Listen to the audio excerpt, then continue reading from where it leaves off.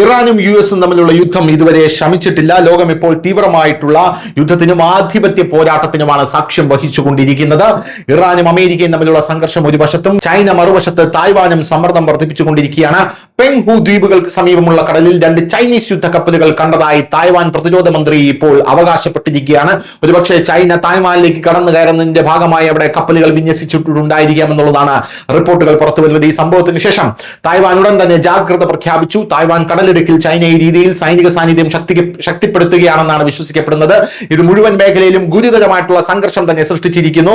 Taiwan പ്രതിരോധ മന്ത്രാലയത്തിന്റെ കണക്കനുസരിച്ച് ഒരു ചൈനീസ് ഡിസ്ട്രോയറും ഒരു ഫ്രിഗേറ്റും പെങ്ഹു ദ്വീപ് ഗ്രൂപ്പിന്റെ തെക്കു പടിഞ്ഞാറുള്ള സമുദ്രത്തിൽ പ്രവേശിച്ചു. ഈ ചൈനീസ് കപ്പലുകളെ നിരീക്ഷിക്കാൻ തായ്വാൻ നാവികസേനയും വ്യോമസേനയും അവിടെ വിന്യസിച്ചിട്ടുണ്ട്. തായ്വാൻ സായുധ സേന ചൈനീസ് നീക്കങ്ങൾ സൂക്ഷ്മമായി നിരീക്ഷിക്കുകയും ഉചിതമായ മറുപടി നൽകുകയും ചെയ്തിട്ടുണ്ട്. സുരക്ഷാ കാരണങ്ങളാൽ കൃത്യമായ സ്ഥാനം വെളിപ്പെടുത്തിയിട്ടില്ലെങ്കിലും ഈ യുദ്ധക്കപ്പലുകളുടെ ആകാശ ഫോട്ടോകളും മന്ത്രാലയം പുറത്തുവിട്ടിട്ടുണ്ടെന്നുള്ള റിപ്പോർട്ടുകളാണ് ഇപ്പോൾ ലഭിക്കുന്നത്.